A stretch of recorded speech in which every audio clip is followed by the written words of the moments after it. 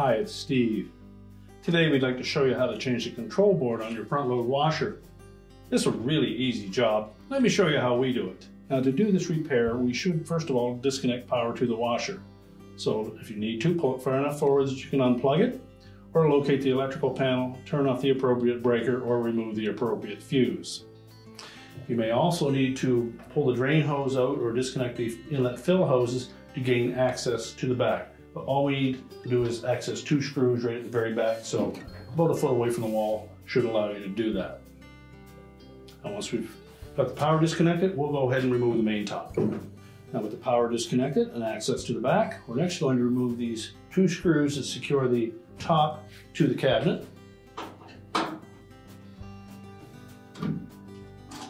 Now with the screws removed, we'll grasp both sides of that top and just pull it back about 1 inch, and that will disengage the tabs. There are 2 on each side, 1 at the front and 1 in the middle that engage these little metal brackets. We'll then set that top aside and we'll go to the front of the washer next. Now next we're going to remove the detergent drawer. So slide it forward, then reach into the back left corner and depress the tab to release that drawer from the washer, and we'll set that aside. Now with the drawer removed, that will expose 3 screws that we'll need to remove. The 2 that are inside of that detergent drawer opening are different from the one that's on the outside, so make sure to keep those straight. These 2 are a little bit shorter.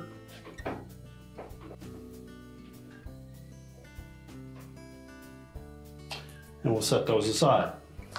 Now next we'll remove 2 screws, 1 on either end at the top, and then release the locking tabs across the top of that console. So we'll remove those 2 outside screws first. Then we're going to lift up on the top of that console to release those plastic tabs.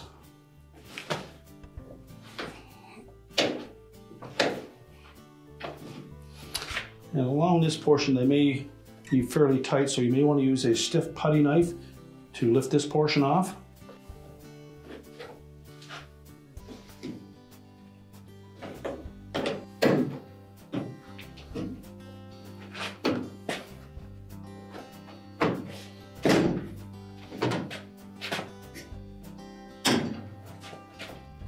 Then we'll just pull that control panel forward and we'll flip it over where we can disconnect the wire harnesses.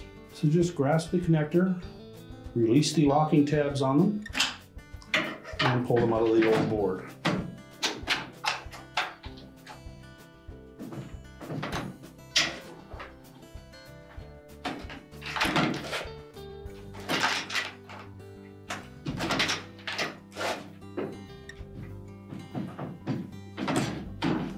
The 2 in this area, you need to pull the clip away from the connector and gently slide that connector away from it.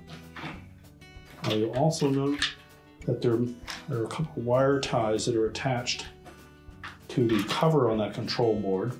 If you wish to reuse those, you'll need to lift that cover off and then squeeze those tabs from behind. Now to remove that board from the control panel, there are 5 Phillips screws.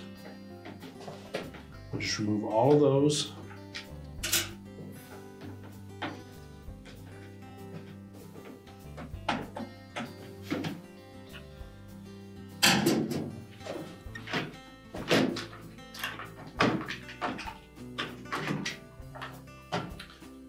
Now, as you remove that electronic board from the console, make sure that we don't tilt that console. There are push buttons and springs that are just sitting loosely in there. We want to make sure that we don't knock those out of position. So just set that aside. Remove those 2 screws that are in the center of the board. And next we're just going to tilt that board over, and we'll need to remove these lenses that are attached to the front as well as the one over the display.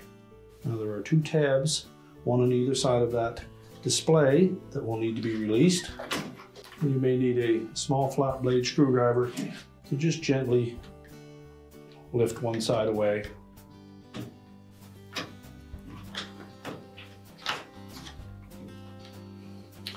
And to set that aside and pull the lens off from the inside. And set that aside. Remove these individual lenses. They're just a friction fit, but you may need to coax the odd one to get it loose.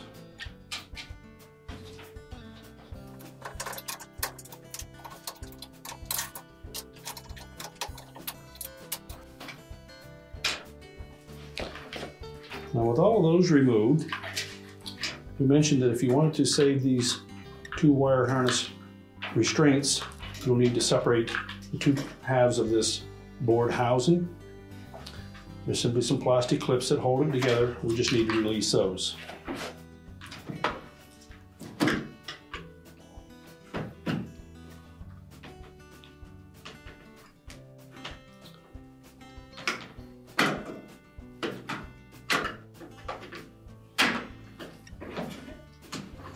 So just carefully pry those apart.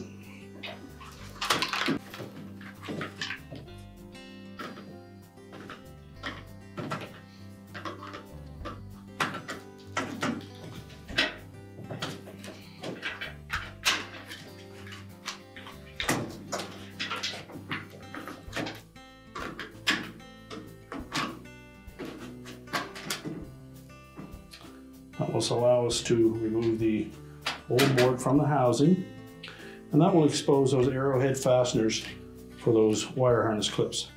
Simply depress each side of those and push them down through the opening.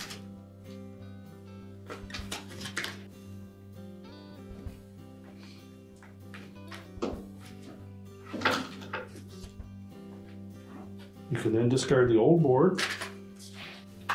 We'll then take our new board assembly. We're going to begin by installing those lenses. Make sure they're pressed firmly into place.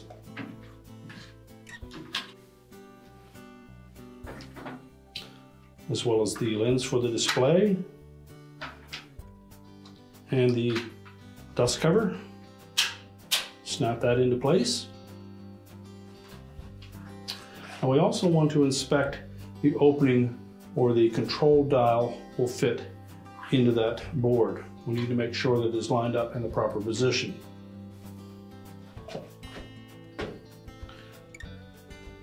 With the control panel set in the normal cycle setting, you'll note that there is a flat side on that shaft, and it should point towards where the board is going to sit in the housing.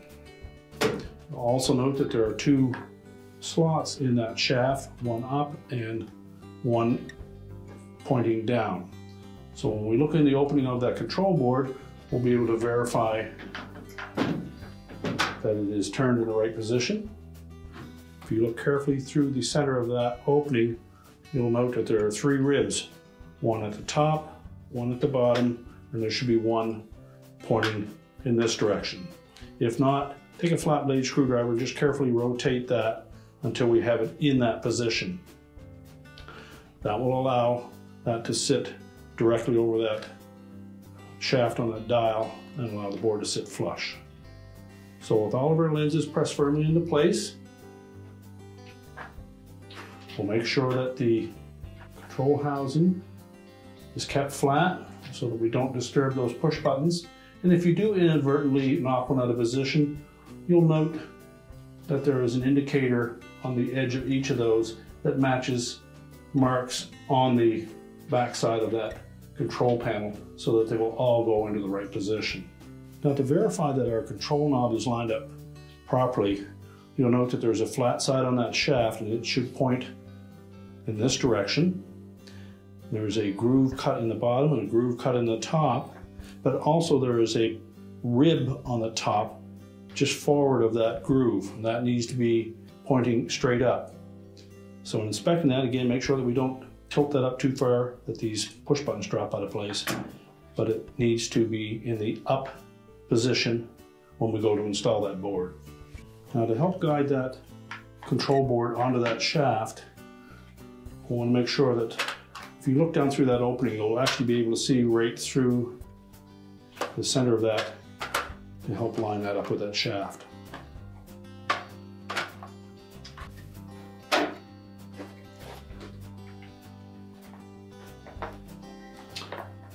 And when properly aligned, it should just sit right flush in that housing.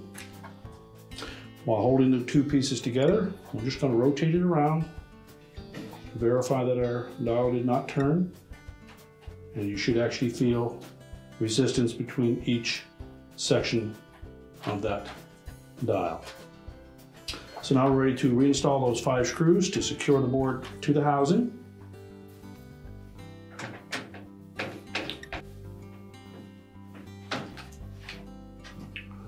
Just tighten each of those screws so they're snug, but don't over tighten them and risk stripping the plastic mount.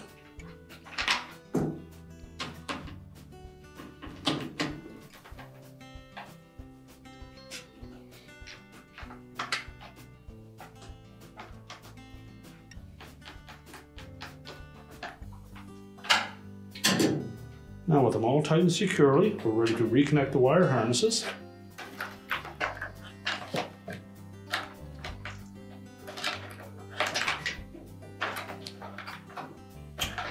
You just lay them in position.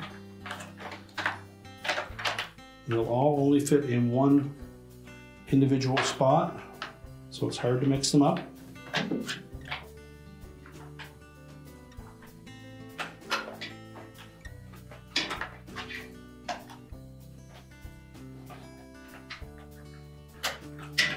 And as you install those, make sure that the locking tabs engage on all of them. You can then line up those arrowhead fasteners and snap those into place.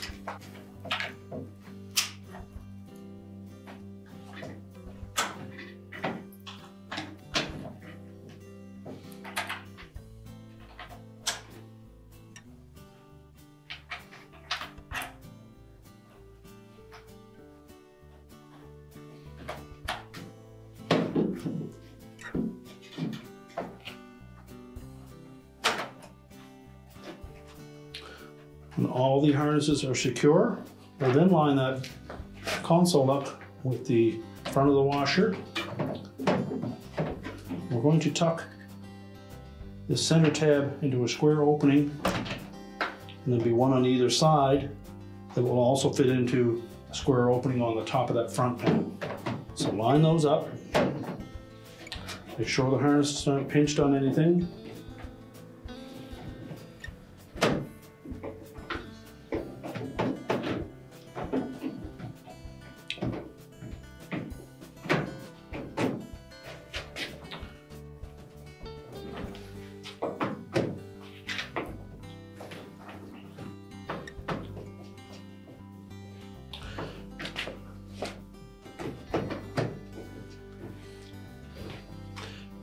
Now with the bottom lined up, simply going to squeeze the top of it to that metal bracket and engage those clips on the top.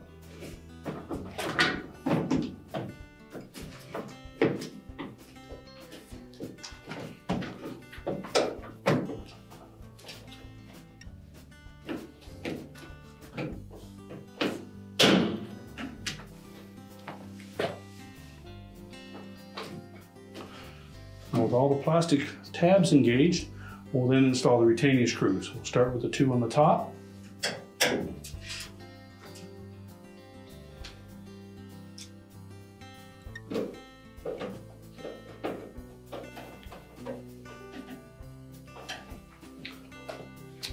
And then we'll put the 3 in by the dispenser. We'll begin with the long one on the outside.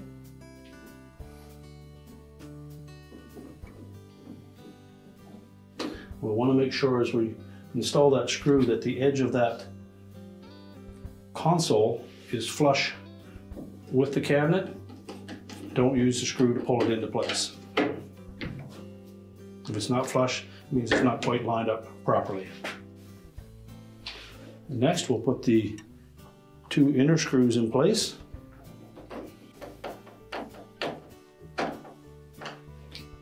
Now we'll put the dispenser back in.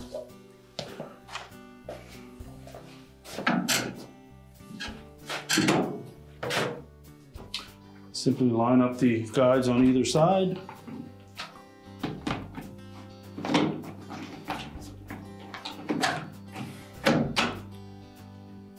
Push it firmly into place. And now we're ready to put the main top on.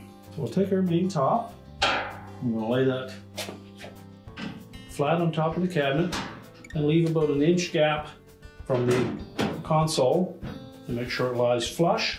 And slide it forward, making sure that it engages the metal tabs at the front and the center. We'll install the 2 retaining screws.